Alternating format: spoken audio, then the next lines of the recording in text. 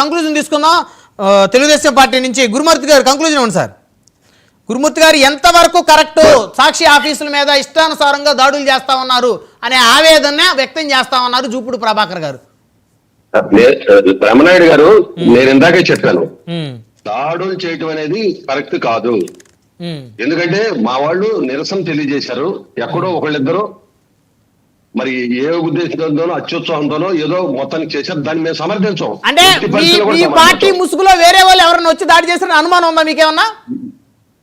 అది ఎవరో కూడా మేము ఆరాధిస్తాము. ఎందుకంటే ఎక్కడెక్కడ జరిగిందో ఆ రెండు సంఘటనలు మేము ఆరాధిస్తాము.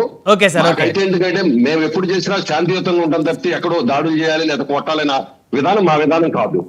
తర్వాత ఏంటంటే జరిగిన సంఘటన ఒకసారి చూసుకున్నట్టయితే పొమ్మినేని శ్రీనివాసరావు గారు ఆయన అన్న తర్వాత కూడా ఆయన మాట్లాడింది ఏంటంటే, ఆయన మాట్లాడిన విధానం ఏంటి ఒకసారి మీరు కావాలంటే వినండి.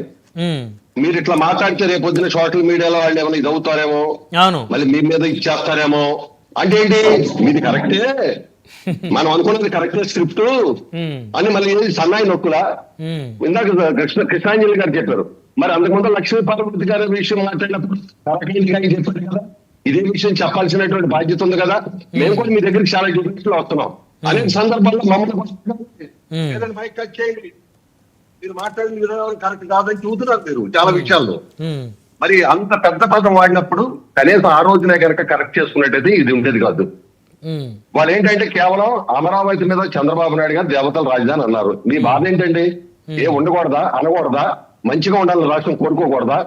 అంటే ఏంటి, మీరు అమరావతి మీద మొదటి నుంచి విషయం కలుపుతూ వస్తున్నారు, దాన్ని వాళ్ళు కంటిన్యూ చేస్తా ఉన్నారు.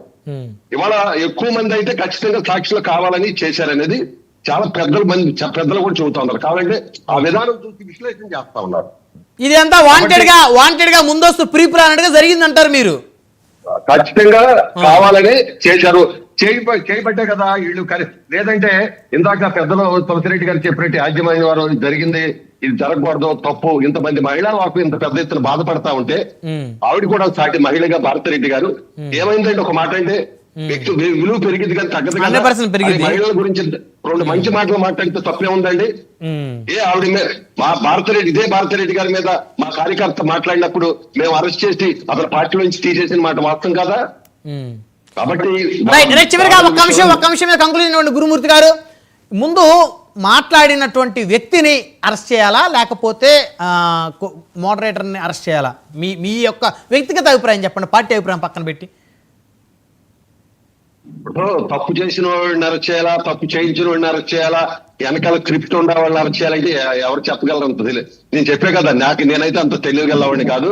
ఎందుకంటే మేము కూడా స్థానిక సంస్థలు ఏదో తులసిరెడ్డి గారు లాంటి వాళ్ళ దగ్గర, ఆ రోజు రాయన్ ప్రసాద్ గారి దగ్గర మాట్లాడుతుంటే కొన్ని మాటలు నేర్చుకుని ఇవాళ ఈ స్థితిలో మాట్లాడుతున్నాం తప్పితే నేనంత అడ్వకేట్ కూడా కాదు. ఎందుకంటే తప్పు చేయడం తప్పు, దాన్ని ఎంకరేజ్ మాట్లాడుతున్నారు సార్. రాజేంద్ర ప్రసాద్ గారి దగ్గర నేర్చుకుని కాదు, మీరు స్వతహాగా మంచి స్పీకర్, బాగా మాట్లాడుతున్నారు. సో రైట్ తులసిరెడ్డి గారు, ఏంటి తులసిరెడ్డి గారు, ఇప్పుడు ముందు ఎవరైతే మాట్లాడారో కృష్ణరాజు గారిని, ఆయన్ని ఒకవేళ అరెస్ట్ చేయాలనుకుంటే ఆయన అదుపులో తీసుకొని ఆయన విచారించిన తర్వాత ఈయన కూడా తీసుకోవాలి కొమ్మినేని గారిని. మరి ఈయనేమో టక్కన పట్టుకున్నారు, తీసుకొని వచ్చారు. మరి ఆయన కోసం అసలు కనీసం వెతుకుతున్నారు.